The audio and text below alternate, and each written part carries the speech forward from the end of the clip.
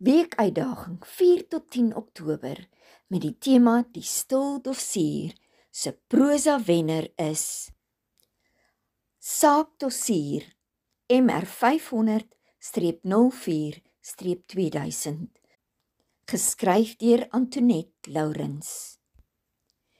Ek is kaptein Bond, gestasioneer by die plaaslike area kantoor. Dit is my roepbeurt. In polisieterme praat ons van die woord diensoffisier. As diensoffisier het jy verskeie pligte. Jy moet onder andere sekere polisiestasies besoek vir inspeksie. Ons verwys na voornag of nanag besoeke. Voor en na 2400 uur. Tydens so besoek let jy op na lede aan diens, voertuie, kontant op hande, registers, vuurwapens, bewysstukke op hand, aangehoudenis en hul persoonlike eiendom. Aangesien my storie gebaseer is op 'n ware verhaal, gaan ek praat van fiktiewe plekke.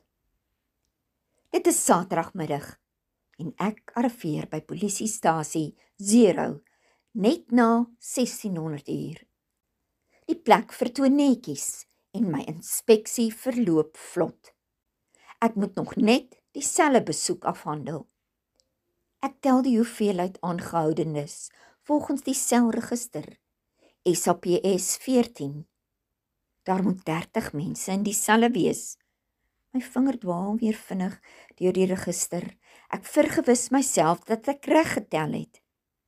By die selle stap ek van sel tot sel saam met 'n polisiebeampte. Ons tel die mense en ek vra of hulle klagtes het. Ek tel 31 mense. Niemand kla nie. Ons tel 'n tweede keer, dieselfde resultaat. Iewers is 'n persoon wat nie in die selregister aangeteken is nie. 'n Onwettige arrestasie of 'n nalate in die register.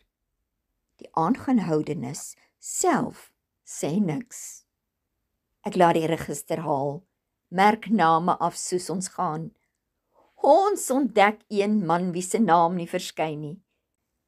Die man is aanvanklik huiwerig om sy naam te gee. Dit blyk toe later.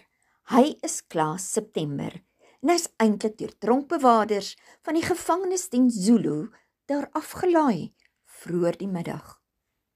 Hy self sê hy hoort nie daar nie. Hy was reeds gevonnis vir motordiefstal. Onwetend vlek ek toe 'n bedrogspel oop.